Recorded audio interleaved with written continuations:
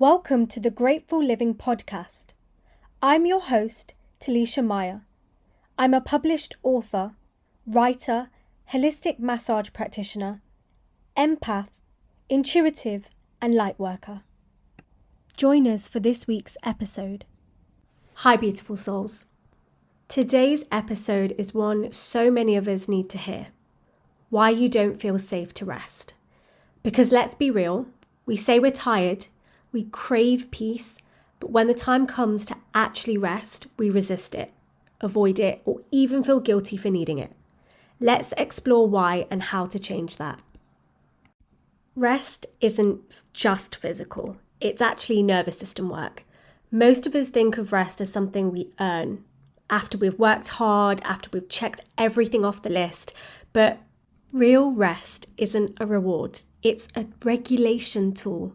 When your nervous system has been stuck in survival mode, fight, flight, freeze, or fawn, rest doesn't feel safe. It feels unfamiliar, exposed, vulnerable.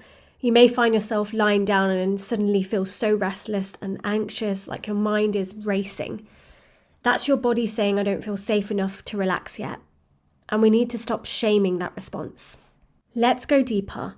If you grew up in a home where love was earned through performance, if you were praised more for being productive than simply being, if rest was labelled as lazy or selfish, then of course your system links rest with danger. Rest equals rejection. Rest equals not being good enough. So every time you try and pause, these old stories come up like alarms. This is trauma, not weakness. So let's relearn rest as a form of power. Healing is all about teaching your body I'm safe even when I'm not doing anything. And some ways to practice this is nervous system resourcing, so using touch, breath, and grounding before you rest.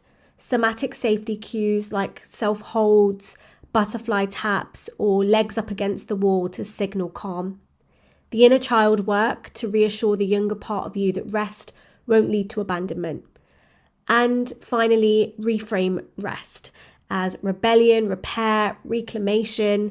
Rest isn't a luxury, it's actually a birthright, especially for those of us who've lived in hypervigilance. So the next time you struggle to slow down, don't shame it. Get curious, get compassionate. What part of you still feels unsafe in stillness? And how can you love her through it? You are allowed to rest, you're worthy, even when you're not doing. Your softness is not a threat, it's actually the medicine you need. Take care of yourself. I hope this podcast helped you in some way today. Thank you for listening to today's episode. Don't forget to follow us on Instagram at @the_grateful_living.